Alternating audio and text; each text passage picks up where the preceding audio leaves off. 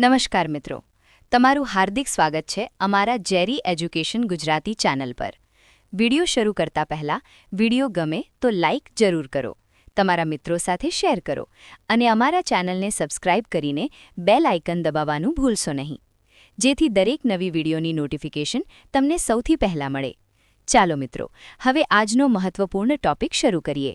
નમસ્કાર. ચાલો એક વાત વિચારીએ. 1947માં જ્યારે દેશ આઝાદ થયો ત્યારે નેતાઓ સામે એક બહુ મોટો પડકાર હતો.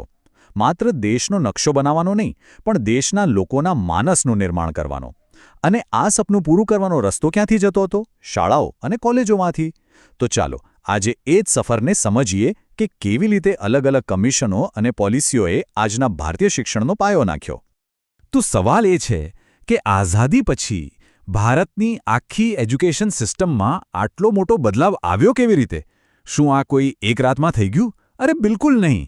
આની પાછળ હતી બહુ જ ઊંડી વિચારસરણી, કેટલાય લોકોની સખત મહેનત અને દેશના ભવિષ્ય માટેનું એક ક્લિયર વિઝન. ચાલો આજે આ આખી કહાણીને બરાબર સમજીએ. કોઈ પણ મોટી ઇમારત માટે સૌથી જરૂરી શું હોય? મજબૂત પાયો. અને દેશના વિકાસ માટે શિક્ષણ જ એ પાયો છે. ભારતમાં આ પાયો નાખવાની શરૂઆત થઈ આઝાદીના તરત પછી, જ્યારે કેટલાક ખૂબ જ મહત્વપૂર્ણ કમિશનોની રચના થઈ.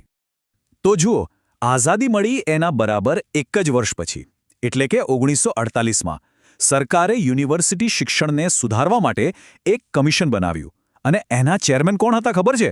ભારતના મહાન ફિલોસોફર અને આપણા ભાવિ રાષ્ટ્રપતિ ડૉક્ટર સર્વપલ્લી રાધાકૃષ્ણન. બસ એટલે જ આ કમિશન ઇતિહાસમાં રાધાકૃષ્ણન પંચ તરીકે જાણીતું બન્યું. આ કમિશનનો ગોલ એકદમ સ્પષ્ટ હતો: ભારતની યુનિવર્સિટીઓને વર્લ્ડ ક્લાસ બનાવવી. એમણે કહ્યું કે ભાઈ, ખાલી ડિગ્રીઓ આપવાથી દેશ આગળ નહીં વધે. આપણે સંશોધન એટલે કે રિસર્ચ પર અને સારા શિક્ષકો તૈયાર કરવા પર ફોકસ કરવું પડશે. અને સાચું કહું તો આ જ ભલામણોએ ભારતના હાયર એજ્યુકેશનની આખી દિશા જ બદલી નાખી. તો એક વાત મગજમાં ફિટ કરી લો.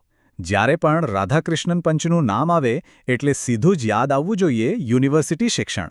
બસ આટલું જ યાદ રાખવાનું છે. આ જ એમનું મુખ્ય કામ હતું. સારું, યુનિવર્સિટી લેવલ પર તો કામ શરૂ થઈ ગયું, પણ એના પાયામાં શું? સ્કૂલો.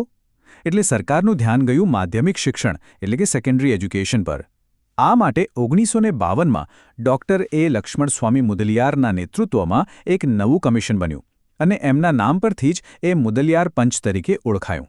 મુદલિયાર પંચે એકદમ ક્રાંતિકારી વાત કરી. એમણે કહ્યું કે ભણતરનો મતલબ ખાલી ગોખણપટ્ટી કરીને ક્લાર્ક બનવાનો નથી. અભ્યાસક્રમમાં વિવિધતા લાવો, છોકરાઓને હાથના કૌશલ્યો શીખવો, વોકેશનલ ટ્રેનિંગ આપો, જેથી સ્કૂલમાંથી બહાર નીકળીને તેઓ સીધા પોતાના પગ પર ઊભા રહી શકે. તો હવે આપણી પાસે બે પાકી જોડીઓ છે: રાધાકૃષ્ણન પંચ એટલે યુનિવર્સિટી અને મુદલિયાર પંચ એટલે માધ્યમિક શિક્ષણ. આટલું યાદ રાખશો ને તો બધું એકદમ સહેલું લાગશે. અત્યાર સુધી છે ને બધું ટુકડાઓમાં ચાલતું હતું. ક્યાંક યુનિવર્સિટીની વાત તો ક્યાંક સ્કૂલની.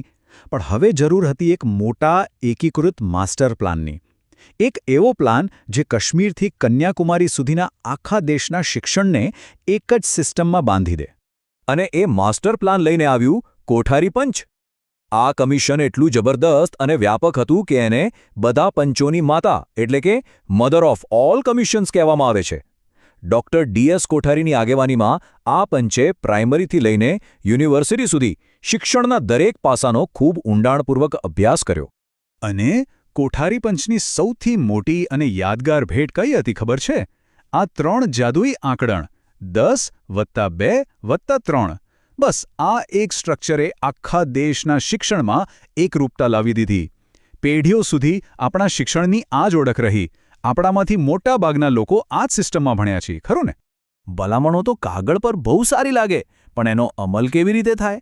એને જમીન પર કેવી રીતે ઉતારવી? આના માટે સરકારે બનાવી રાષ્ટ્રીય શિક્ષણ નીતિઓ, જેણે આ બધા વિચારોને હકીકતમાં બદલવાનું કામ કર્યું. તો જુઓ, સૌથી પહેલાં 1968માં આવી પહેલી નેશનલ પોલિસી. એણે કોઠારી પંચની ભલામણો સ્વીકારી અને દેશની એકતા માટે ત્રિભાષી સૂત્ર આપ્યું. પછી 1986માં રાજીવ ગાંધીની સરકારે નવી પોલિસી લાવી. એમાં ટેકનોલોજી અને ઓપરેશન બ્લેકબોર્ડ જેવી યોજનાઓથી શાળાઓને વધુ સારી બનાવવાનો પ્રયાસ થયો. અને આ પોલિસી બરાબર લાગુ થાય એના માટે 1992માં એક એક્શન પ્લાન પણ બનાવવામાં આવ્યો. પછી સમય બદલાયો. 21મી સદી આવી અને એની સાથે નવા પડકારો પણ આવ્યા. હવે ખાલી ભણવા લખવાનું પૂરતું નહોતું. હવે વાત હતી સ્કિલ્સની, ટેકનોલોજીની. એટલે શિક્ષણને એક નવી દિશા આપવાનો અને નાગરિકોને નવા અધિકારો આપવાનો સમય આવી ગયો હતો. અને પછી આવ્યો એક ઐતિહાસિક કાયદો, રાઇટ ટુ એજ્યુકેશન એક્ટ, એટલે કે RTE. આ કાયદાએ એક બહુ મોટી અને સ્પષ્ટ વાત કહી દીધી. શિક્ષણ કોઈની મહેરબાની નથી. એ 6 થી 14 વર્ષના દરેક બાળકનો મૂળભૂત અધિકાર છે. આ એક પગલાંથી લાખો બાળકો માટે સ્કૂલના દરવાજા ખુલી ગયા. અને હવે આપણે આવી પહોંચ્યા છે આજના સમયમાં. રાષ્ટ્રીય શિક્ષણ નીતિ 2020 એટલે કે NEP 2020 એ શિક્ષણમાં એક નવી જ ક્રાંતિ લાવી છે. એણે દાયકાઓ જૂની 10+2+3 સિસ્ટમને બાય બાય કહી દીધું છે અને બાળકના મગજના વિકાસને ધ્યાનમાં રાખીને એક નવું, વધુ વૈજ્ઞાનિક સ્ટ્રક્ચર આપ્યું છે. તો આ નવું 5+3+3+4 માળખું છે શું? એ બાળકના વિકાસને કેન્દ્રમાં રાખે છે. પહેલા પાયાના તબક્કામાં રમતગમતથી શિક્ષણ, પછી પ્રારંભિક તબક્કામાં બેઝિક નોલેજ, મધ્યમ તબક્કામાં વિષયોની ઊંડી સમજ અને છેલ્લે માધ્યમિક તબક્કામાં કરિયરલક્ષી અભ્યાસ. આ રીતે દરેક ઉંમરે જે જરૂરી છે એ આપવાનો પ્રયાસ છે. ચાલો, તો આટલી લાંબી સફર પછી હવે સમય છે એક ફટાફટ રિવિઝનનો. મુખ્ય મુદ્દાઓને એક જ નજરમાં ફરીથી યાદ કરી લઈએ, જેથી બધું બરાબર યાદ રહી જાય. આ રહ્યું આખા વિષયનું હાર્દ. ચલો, મારી સાથે બોલો. રાધાકૃષ્ણન યુનિવર્સિટી, મુદલિયાર માધ્યમિક, કોઠારી 10+2+3, 1968ની નીતિ ત્રિભાષી સૂત્ર, RTE એક્ટ મફત શિક્ષણ અને NEP 2020 5+3+3+4.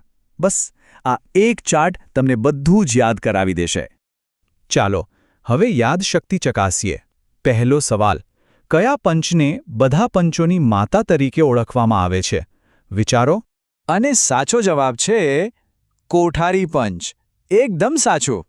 અને હવે આજનો છેલ્લો અને સૌથી અગત્યનો સવાલ, રાષ્ટ્રીય શિક્ષણ નીતિ 2020 દ્વારા કયું નવું શૈક્ષણિક માળખું રજૂ કરવામાં આવ્યું છે?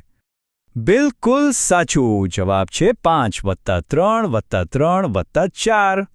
આ જ ભારતીય શિક્ષણનું ભવિષ્ય છે. તો આ હતી આઝાદી પછીના 75 વર્ષની સફર. આ પંચો અને નીતિઓએ ભારતના શિક્ષણને સતત નવો આકાર આપ્યો છે, એને આધુનિક બનાવ્યો છે. આ માત્ર ઇતિહાસના પાના નથી, પણ એ પાયાની ઈંટો છે જેના પર આવતીકાલના ભારતનું નિર્માણ થઈ રહ્યું છે. અને હા, આ સફર હજી ચાલુ જ છે. જોવું રહ્યું કે ભવિષ્યમાં શિક્ષણ કેવા નવા વળાંકો લે છે.